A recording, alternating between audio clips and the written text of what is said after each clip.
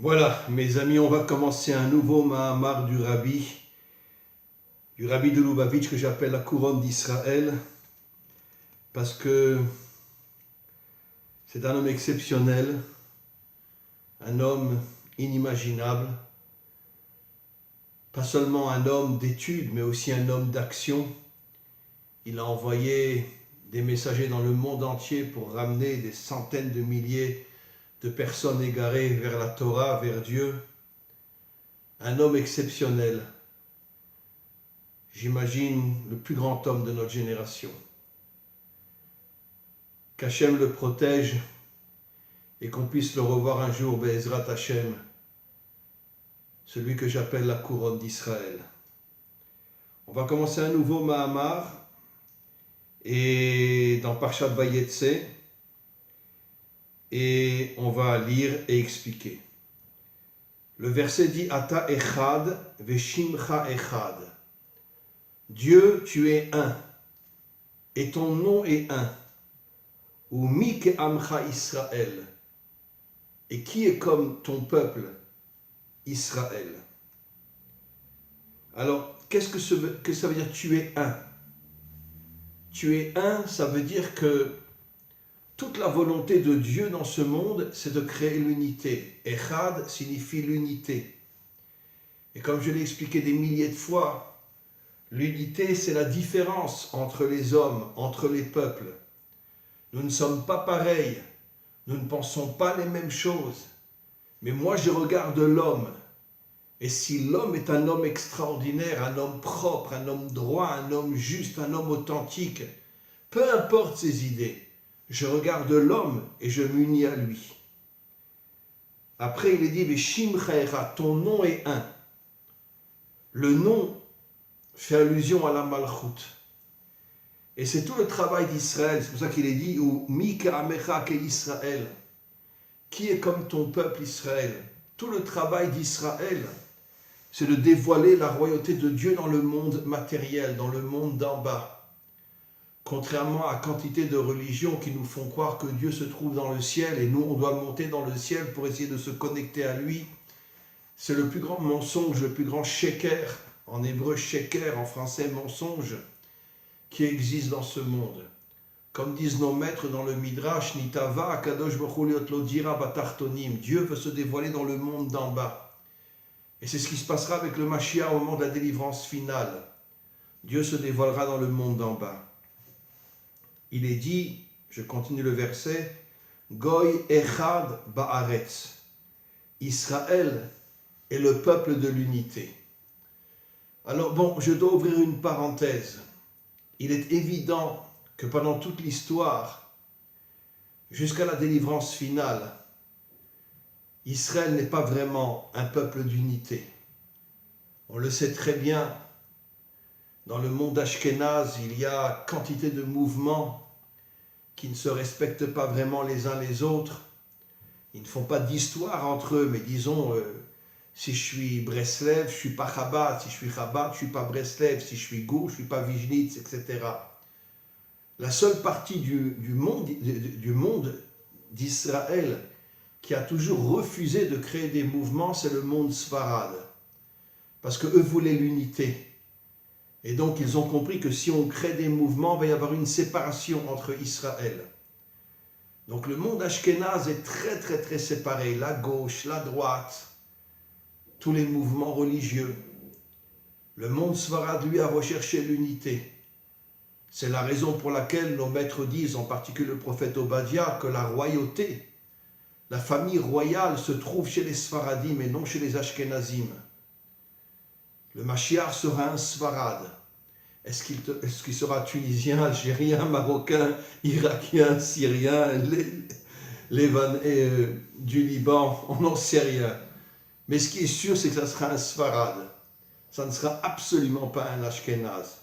C'est ce que dit le prophète Obadiah, que la famille royale est partie en Sfarad. D'ailleurs, comme on le sait, depuis 75 ans que l'État d'Israël existe, tous les dirigeants ashkénazes ont toujours tout fait pour qu'il n'y ait pas un dirigeant sfarad qui prenne la tête de l'État. Pourquoi? Parce que l'ashkénaze vit dans, on pourrait dire, dans l'uniformité, où tu es comme moi, où je te détruis.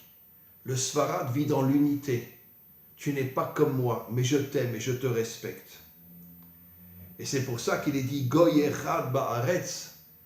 Ça se dévoilera surtout l'unité grâce au Sfaradim au moment de la délivrance finale, parce que pour l'instant, il n'y a pas d'unité dans notre peuple, de la même manière qu'il n'y a aucune unité dans aucun peuple.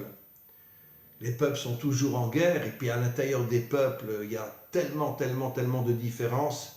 Aujourd'hui, n'en parlons pas, les dirigeants ont tout fait pour amener des tas d'étrangers en France et partout dans le monde, pour détruire l'identité française, pour détruire l'identité et le caractère français, belge, hollandais, et partout ailleurs.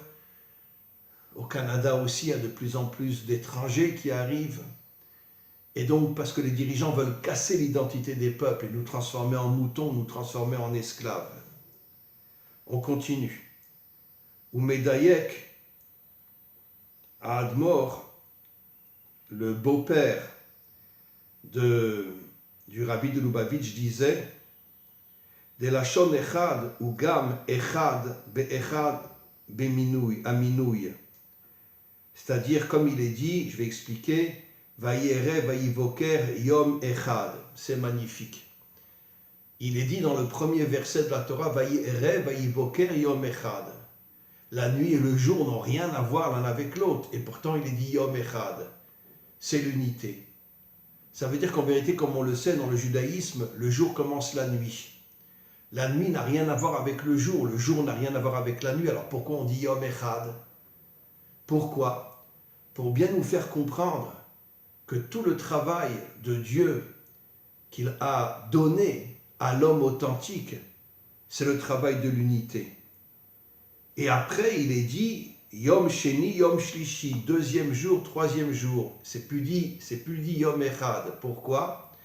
C'est bien pour nous faire comprendre qu'en vérité, que dans l'intériorité des choses, Dieu souhaite que le monde soit un. Mais dans l'extériorité des choses, deuxième jour, troisième jour, quatrième jour, cinquième jour, sixième jour, pour bien nous faire comprendre que l'extériorité, c'est la division. L'intériorité, c'est l'unité. Et au moment de la délivrance finale, l'extériorité se connectera à l'intériorité grâce au Messie, grâce au Mashiach, et à ce moment-là, il y aura l'unité entre les peuples. Les peuples se réveilleront, ils mettront tous leurs dirigeants, qui sont de véritables crapules, ils les jetteront dans les poubelles, et pas seulement les dirigeants politiques, mais en vérité, même les dirigeants religieux ne sont absolument pas à la hauteur aujourd'hui, puisqu'ils vivent dans le ciel, et ils tournent le dos complètement au monde matériel. Il y a bien sûr des exceptions, mais on peut les compter sur les deux doigts de la main. Et donc, les peuples se révolteront, et surtout les 70 nations adamiques et Israël. Le Zohar dit que des centaines de milliers de laïcs comprendront qu'ils se sont trompés et reviendront vers Dieu. De même, énormément d'hommes religieux qui sont déconnectés de ce monde comprendront qu'en vérité que Dieu veut l'unité entre l'âme et le corps, c'est-à-dire entre l'action et la spiritualité. Et ça, c'est quelque chose d'extraordinaire. Aujourd'hui, on vit dans le monde de la mort. Les religieux, c'est une âme sans corps. Les laïcs, c'est un corps sans âme. C'est le monde de la mort. Ça a été la faute de Adam Arishon. Mais au moment de la délivrance finale, on trouvera la résurrection et le corps et l'âme seront unis pour l'éternité. On continue. Vekevan she'u yitbarach hu yachid umiyuchad she'en bedome elav. Dieu représente l'unité et en vérité, aucun homme ne peut véritablement comprendre Dieu. J'imagine qu'on le comprendra au moment de la délivrance finale, mais dans ce monde, c'est très difficile de comprendre Dieu. Vechen Israël. Sur Israël aussi, il est dit Goy Echad, Yachid Umeyuchad, Shen Dugmatam. Alors là aussi, j'insiste, celui qui lit la Bible, celui qui regarde le peuple juif aujourd'hui, sait très bien qu'on vit dans une division totale. Mais ce qui compte, c'est la délivrance finale. Au moment de la délivrance finale, le Mashiach arrivera à réunifier le Ham Israël, et pas seulement le Ham Israël, réunifier les 70 nations adamiques, parce que les 70 nations adamiques en tant que nations ont complètement disparu. Il y a des adamiques partout, mais les 70 nations ont complètement disparu. Il y aura une unité inimaginable entre Israël et les 70 nations. Et on continue.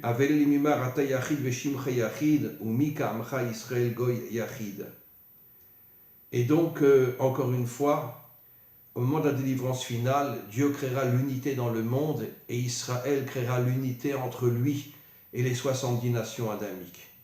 On continue. Umamshir b'ma'amar. Le rabbi, le beau-père du rabbi continue et dit: Des chez Israël em goy yachid.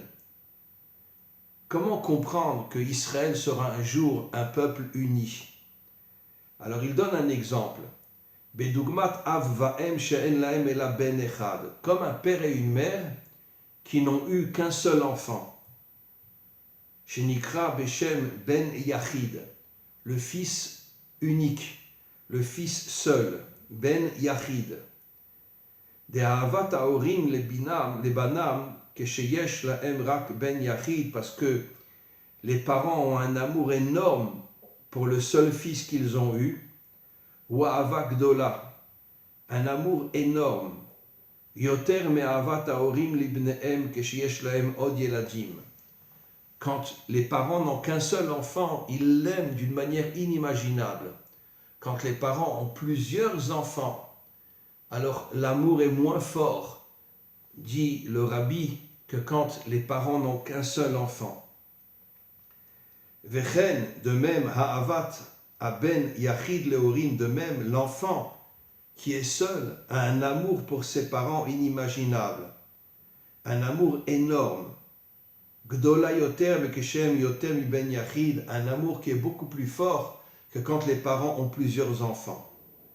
Vechen ugam be'Israël. Maintenant, on va comprendre pourquoi on dit que Israël aime Dieu et que Dieu aime Israël. Dans la mesure où Israël aime ben yachid be'yechido shel olam, c'est le seul enfant, pour l'instant en tous les cas, que Dieu a créé.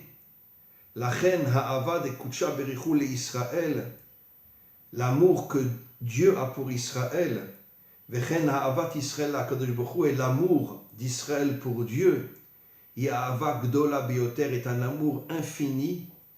Shal pizet tsari le'avin ma shneimar mika amocha ke Israël goy echad. C'est pour ça qu'il est dit que Israël est un peuple uni. Et donc, encore une fois, je sais que je me répète, pour l'instant, les choses ne sont pas comme ça. Mais au moment de la délivrance finale, où le monde recommencera d'une certaine manière à vivre selon la pureté, selon l'authenticité, selon la véracité, selon la vérité, et que le monde jettera tous les méchants de ce monde à la poubelle, et il restera un monde fort, un monde authentique. À ce moment-là, il y aura l'unité à l'intérieur des peuples et l'unité entre Israël et les nations. Vetsarir la'avin, il faut comprendre. Are adiyuk shaya tsaril lomar goy yachid muvan bepashtut val dereze ba'mashal de ben yachid. Quand l'enfant est unique, on dit ben yachid. Alors pourquoi on dit que le Ham Israël est echad? Et pourquoi on ne dit pas qu'il est Yachid? Puisque Yachid signifie qu'il est le seul, pour l'instant, le seul peuple accroché à Dieu. Chez Zenikra Beshem Ben Yachid Mipne Sheu Ben Echad Bilvad. L'enfant unique est appelé Yachid parce qu'il est le seul enfant. Des Zed avait l'imar Goy Yachid ou Mipne She'ava le Ben Yachid Vechen Ava a Ben Yachid le Orav I Ava Gdola Beyoter. Alors il explique pourquoi le fils on l'appelle Yachid, parce qu'il y a un amour énorme entre Dieu et entre les parents et le fils et les parents. Malheureusement, ce n'est pas le cas en Israël aujourd'hui. Tout celui qui lit la Bible sait que pendant 1000 ans, quand Israël était sur sa terre, les dirigeants étaient de véritables crapules qui ont rentré l'idolâtrie dans le peuple, qui ont rentré la débauche dans le peuple. Ils voulaient faire tomber Israël. C'était des infiltrés qui en vérité n'étaient pas juifs. Et comme on le sait, jusqu'à aujourd'hui, il y a une grande partie de gens qui se font passer pour des juifs, mais qui ne le sont pas. N'oublions pas que dans les années 91, nos dirigeants ont fait venir 1 million de Russes qui pendant des années ne portaient pas de croix pour se faire passer pour des juifs. Et aujourd'hui, vous vous promenez partout, à chaque fois que vous voyez un Russe, vous le voyez avec une croix. Ils n'ont plus honte aujourd'hui de porter une croix. Quel était le but des dirigeants? De détruire l'identité d'Israël. Parce que c'était des infiltrés, ce n'étaient pas des juifs. Et notre peuple est terriblement infiltré. Alors c'est la raison pour laquelle, jusqu'à la délivrance finale, c'est difficile de dire que on est le Ben Yachid, on est le seul enfant de Dieu. On s'appelle Ben Echad, qui veut dire qu'un jour viendra où Israël se fortifiera, retournera vers Dieu, et à ce moment-là, tout son travail, ça sera de créer l'unité entre les peuples et de créer l'unité entre Israël et les nations. Mais pour l'instant, ce n'est malheureusement pas le cas. Veyesh lomar, il faut dire, Abiur beze al pi ha'ma'amar, il va expliquer, je vais expliquer. Le verset dit Shema Israël, Hashem Elokeinu, Hashem Echad. Écoute Israël, Hashem est notre Dieu, la prière qu'on dit 2 fois par jour, le matin et le soir. On dit que Shema Israël, Hashem est notre Dieu, Hashem est un.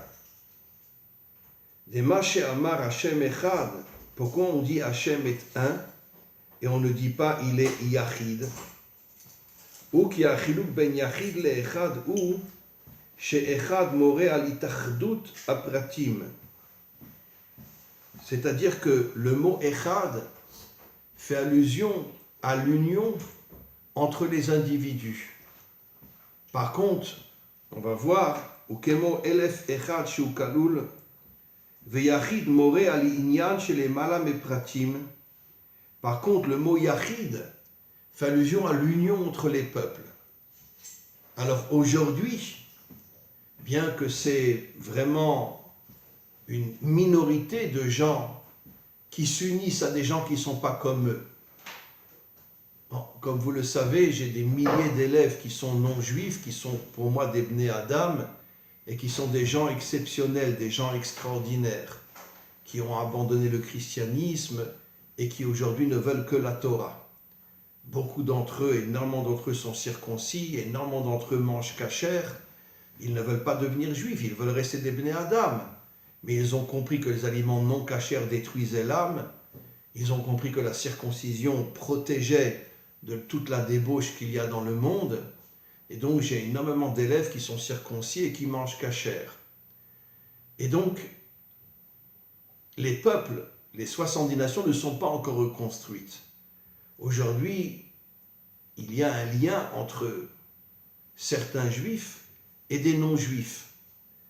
Mais c'est au niveau du prat, au niveau de l'individu. Et c'est ça le mot echad. Le mot echad fait allusion à l'unité entre l'homme et un autre homme. Le mot yachid fait allusion à l'unité entre les peuples et entre les peuples et Israël. Ça c'est le mot yachid. Velachen ne'emar Hashem echad, c'est pour ça qu'il est dit Dieu est un. Et il n'est pas dit Dieu est Yachid. Birde leorot, shegam lachare shenivra haolam, u meyuchad amo yidbarar, kemerumas begimel otiyot shebetevat echad, sheachet more al zayin rakia ve'eretz, adalet more al dalet ruchot haolam, et le P fait allusion à l'Ufo Shel Olam. Qu'est-ce que le Rabbi explique? Le mot Echad, Aleph, fait allusion... Attendez, excusez-moi. Ah oui, pardon. Il commence par le Chet. La deuxième lettre fait allusion aux 7 ciels et à la terre. Ce qui veut dire que Dieu a créé 7 ciels, dont un est visible, celui que l'on voit, et les 6 autres sont cachés. Et il y a la terre. Le Dalet fait allusion aux 4 coins de la terre, le nord, le sud, l'est et l'ouest. Et le Aleph fait allusion à Aloufo Shel Olam, au maître du monde. Donc le mot Echad fait allusion au maître du monde, aux 7 ciels dont 6 sont cachés parce que ce sont des mondes spirituels. Le seul qui est visible, c'est le ciel dans notre monde matériel. Et, encore une fois, le Dalet fait allusion aux 4 coins de la terre, le nord, le sud, l'est et l'ouest. Ça, c'est le mot Echad. Et qu'est-ce que signifie le mot Echad? L'unité entre les contraires, parce que le nord et le sud n'ont rien à voir l'un avec l'autre. Dans le nord, il fait froid, dans le sud, il fait chaud. De même, l'unité entre les 7 cieux, les 6 cieux cachés et le 7e dévoilé et la terre, c'est aussi une unité qui est très difficile à construire. Mais c'est pour ça que Dieu est appelé Echad, dans le sens qu'il veut créer l'unité dans le monde.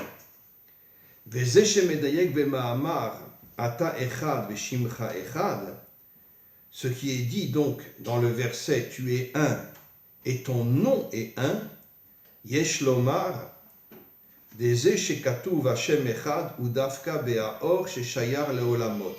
Bravo. Ça veut dire que le mot echad fait allusion à la lumière que Dieu met dans ce monde. Je vais expliquer. Avala oren sof shele ma'ala meshaychut leolamot en sheya likroto rak yachid. C'est extraordinaire. Dieu dévoile une certaine lumière dans ce monde. Il y a la Torah, il y a les commandements divins, il y a la connexion avec Dieu, mais cette lumière est limitée dans ce monde. Qu'est-ce que cela veut dire? Est-ce que quelqu'un peut comprendre ce qui s'est passé pendant la Shoah? Quelqu'un peut comprendre les pogroms, l'Inquisition, les croisades, toutes les guerres qu'il y a eu entre les peuples? C'est d'ailleurs la raison pour laquelle la grande majorité de l'humanité a complètement abandonné Dieu, parce qu'ils se sont dit, il y a eu tellement de massacres dans ce monde, comment c'est possible que Dieu soit présent dans ce monde? C'est vrai qu'on a beaucoup de difficultés à comprendre Dieu. C'est pour ça que le Rabbi dit que le Or En Sof, la lumière infinie de Dieu, qui n'est pas limitée dans ce monde, elle s'appelle Yachid et non Echad. Ça veut dire que le mot Echad montre qu'il y a des limites. Le mot Yachid montre qu'il n'y a aucune limite. Au moment de la délivrance finale, Dieu ne s'appellera plus Echad, mais il s'appellera Yachid. On dira peut-être Shema Yisrael Hashem Elokeinu Hashem Yachid. Pourquoi? Parce qu'il y aura un dévoilement de la lumière infinie de Dieu. Avant que cette lumière se dévoile, bien évidemment, Dieu nous expliquera tout ce qui s'est passé dans ce monde. C'est absolument évident.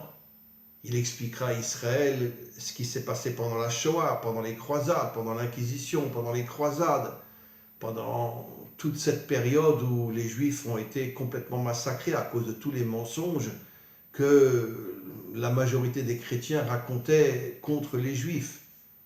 Comme si c'est nous qui avons tué Jésus. C'est le plus grand mensonge en vérité que les Romains ont créé pour attaquer Israël. C'est les Romains qui ont crucifié Jésus, ce n'est pas les Juifs. Mais bon, mais aujourd'hui, la grande majorité des chrétiens croient que c'est nous qui avons tué Jésus. Et combien d'autres mensonges inimaginables qu'il y a encore quelques décennies, on disait que les Juifs tuaient des enfants non-juifs pour prendre leur sang et les manger à la matzah, dans la matzah, à Pessah, alors que c'est marqué explicitement dans la Torah qu'un juif a l'interdiction de manger du sang. Mais tous les chrétiens le croyaient. Et en vérité, qui c'est qui tuait les enfants? C'était en vérité les dirigeants qui tuaient les enfants, qui prenaient les enfants, qui les jetaient dans une cour juive, et comme ça tout le monde pensait que c'est le juif qui avait tué l'enfant. Il y a eu encore quantité d'autres mensonges inimaginables à l'égard des juifs. Et pourquoi? Parce qu'en vérité, toutes les forces obscures de ce monde savent qu'Israël est censé amener l'unité dans ce monde, et eux ne veulent pas l'unité, ils veulent l'uniformité, ou tu es comme moi ou je te détruis, et c'est la raison pour laquelle tout le monde s'attaque à Israël. On continue. Qu'il est gabé or ze enshu mitziut. La lumière infinie de Dieu n'a aucune limite. Veu levado. Et cette lumière, elle est dans Dieu. Mais le Dieu qui est au-dessus de ce monde. Vechevan shetfila zu iatfila de minchat Shabbat. On dit effectivement dans la prière de Shabbat que la lumière de Dieu est infinie.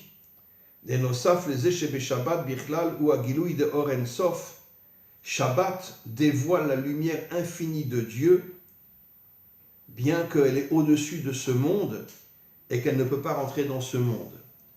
Pour conclure, au moment de la délivrance finale, la lumière infinie de Dieu rentrera bien sûr dans le monde matériel.